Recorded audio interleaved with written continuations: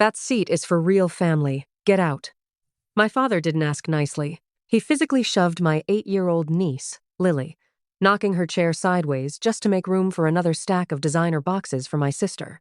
Lily stumbled back, shivering in her North Face coat, because he refused to turn on the heat. He looked down at her like she was dirt on his floor, not a child. He didn't care that she was freezing or scared. He just wanted her gone so his golden child could have more space for her presence. Lily was clutching the battered leather case to her chest like a life preserver. It held her grandfather's antique violin, the only thing he had left her before he passed away last year.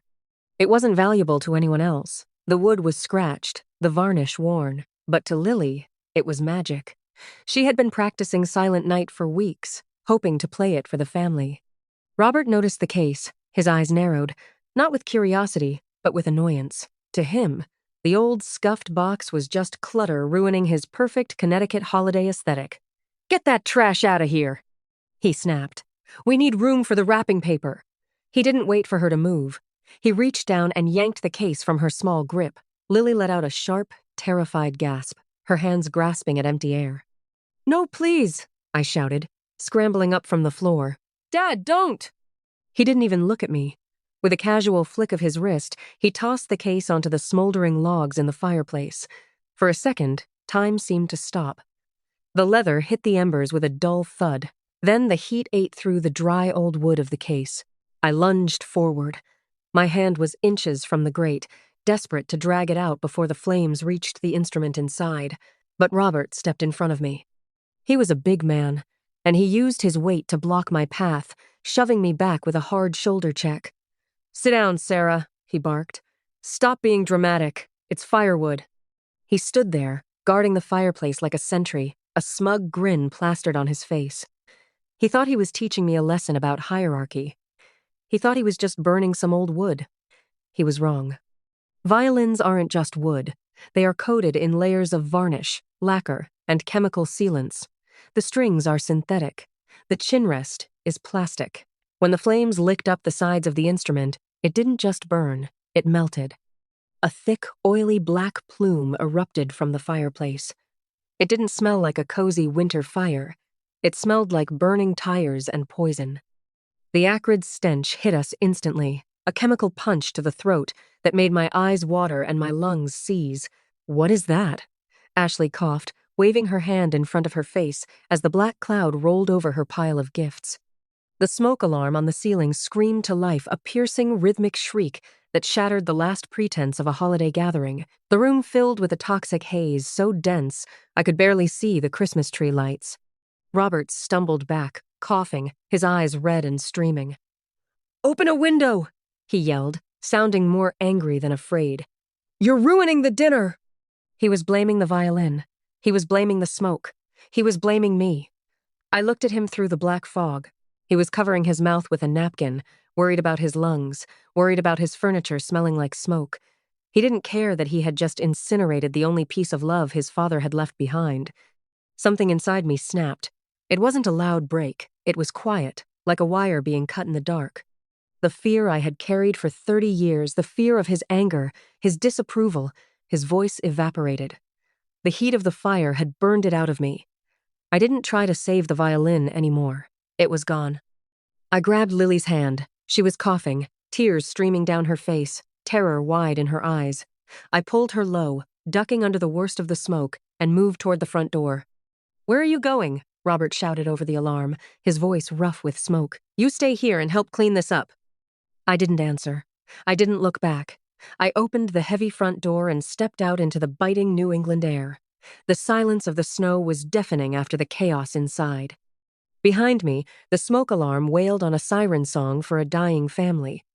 I walked to my car, buckled Lily in, and started the engine.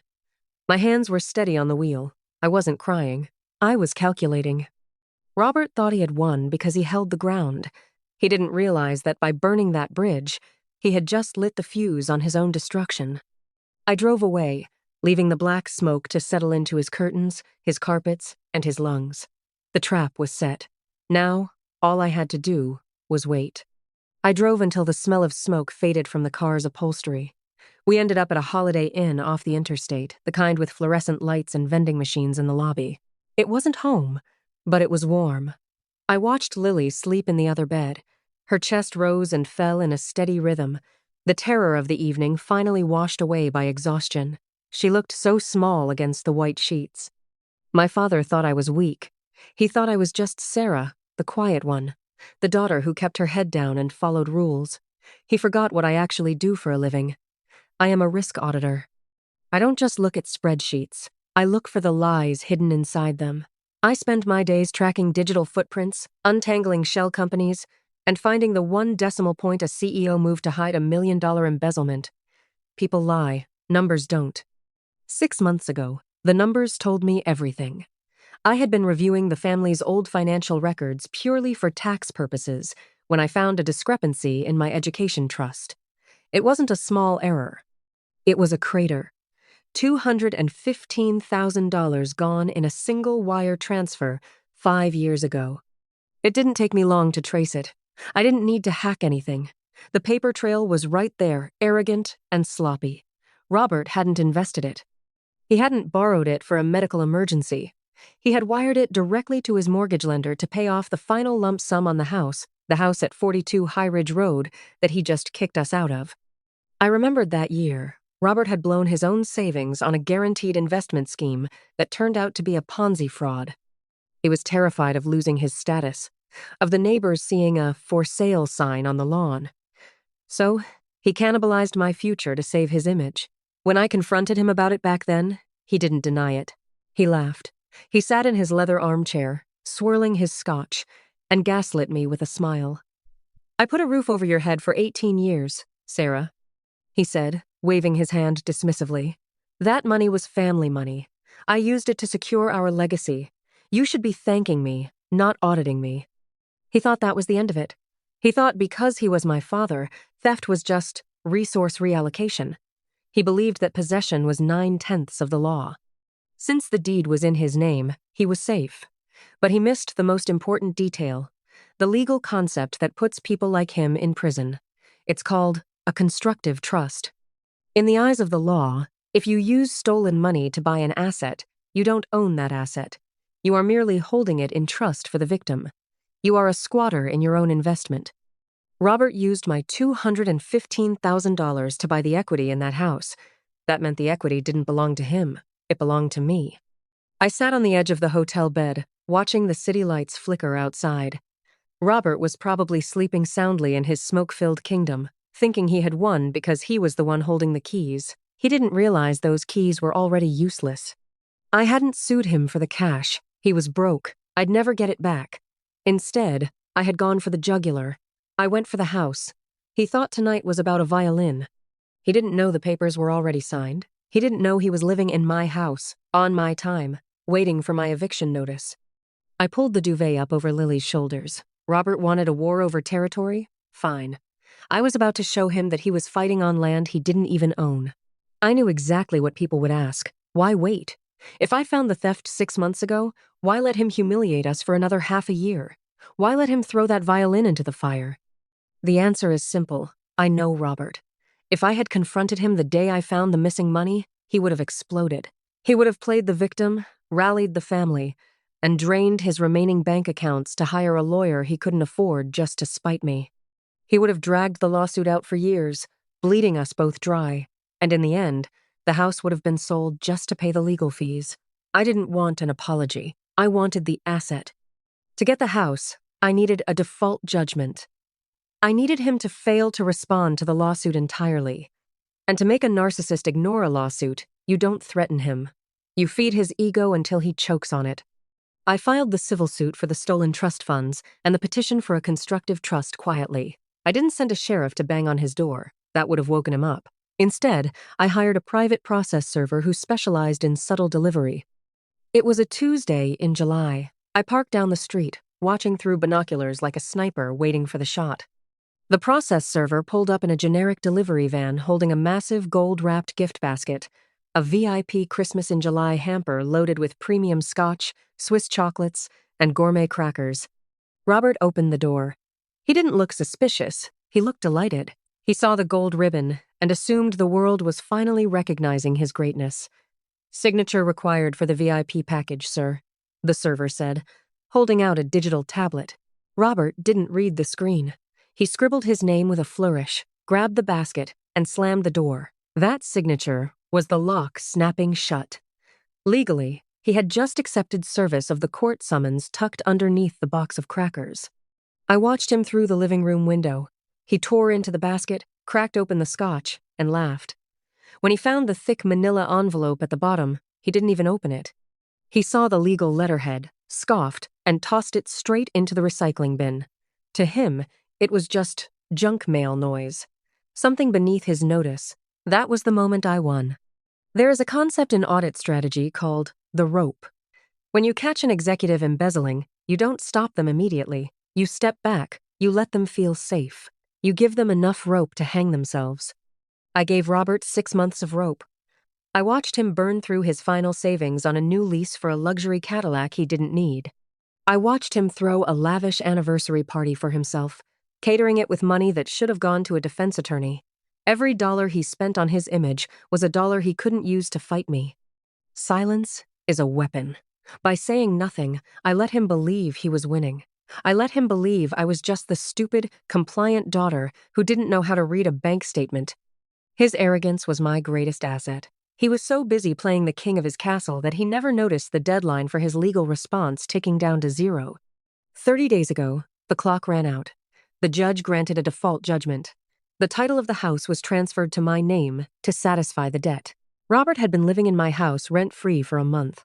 He thought he was the lord of the manor. He didn't know he was just a squatter waiting for the sheriff. I turned over in the hotel bed, staring at the ceiling. The smoke in my lungs still burned a reminder of the violin. He had destroyed the past tonight, but he had no idea that I had already foreclosed on his future. Christmas morning was hours away. I closed my eyes and slept like a baby. The war was already over. He just didn't know he was dead yet. Christmas morning broke gray and heavy through the hotel curtains.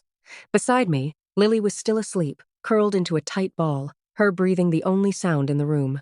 I sat up and checked my phone. It was 7:00 inches the morning, and the screen was already lit up with 12 missed calls, all from Robert. He wasn't calling to apologize. He wasn't calling to ask if his granddaughter had recovered from the smoke inhalation or the trauma of watching her heirloom burn. He was calling because he wanted something. I swiped to answer, putting the phone on speaker, but keeping the volume low so I wouldn't wake Lily. Finally, Robert's voice cracked through the speaker, not with relief, but with irritation. "Do you have any idea how much professional smoke remediation costs on a holiday? The soot is everywhere, Sarah. It's on the Persian rug. It's on the drapes. The smell is absolutely atrocious." I stared at the wall, feeling a strange sense of detachment. He was talking about dry cleaning bills while I was thinking about the fact that he had legally ceased to be the owner of that house 30 days ago. "You're paying for this," he continued, his voice rising. "I expect a Zelle transfer by noon. And tell your niece she needs to learn to be more careful with her toys. Clumsy, just like you were." He called the violin a toy. He called the arson he committed an accident caused by a child. "Are you listening to me?" he snapped. "I hear you," I said. My voice was steady, flat. "I hear everything you're saying." "Good. Don't bother coming back until you have the money. We're trying to salvage Christmas for Ashley, and your drama has already done enough damage." He hung up. The line went dead. He thought he had just issued an ultimatum. He thought he was the gatekeeper, deciding who was allowed inside the castle. He had no idea the castle had been sold out from under him while he was busy admiring his reflection. A second later, a text came through. "Ashley, you ruined everything last night. Now the house smells like burnt plastic. You owe Dad an apology." The arrogance was almost impressive. They were demanding money from the woman who owned the deed. I looked at Lily, half asleep, rubbing her eyes, and typed one reply. "I'll see you at 10. Robert would think I was coming to beg." He was wrong. At 5 to 10, I pulled into the driveway and blocked his SUV. A state trooper's cruiser waited at the curb. Officer Miller leaned against the hood, court order in hand. Robert burst out in his robe, coffee mug raised. "Finally! Do you have the transfer?" He saw the officer and froze. "This is a writ of possession. Miller said calmly. You're trespassing. The owner has requested removal. Robert laughed. This is my house. No, Miller replied. It belongs to Miss Sarah. I recovered it, I added. You bought it with money you stole from me. He stared, stunned. I'm your father. And I'm your landlord. His knees buckled. You have 15 minutes, Miller said. Inside, drawers slammed. Ashley stuffed handbags into a suitcase. Robert grabbed electronics and ignored the photos. At 14 minutes, they stumbled out. Time was up. I'm your father, he shouted. Where am I supposed to go? I don't know, I said evenly. And I don't care. Ashley's Uber arrived. She threw her bags inside and drove off, leaving him alone with his boxes. People would call this cruel. They didn't smell the smoke. They didn't watch a child freeze in the corner of a room. This wasn't revenge. It was surgery. I opened the windows. Cold air rushed in, sweeping away the burn. I would sell the house, take my money back, build Lily something safe. She stared at the ashes in the fireplace. It's gone. I know, I said softly. We'll get a better one. I checked my bank balance, restored, settled, finished. I closed the laptop. Merry Christmas, Lily. She smiled. The smoke was gone. For the first time in years, the silence felt like peace.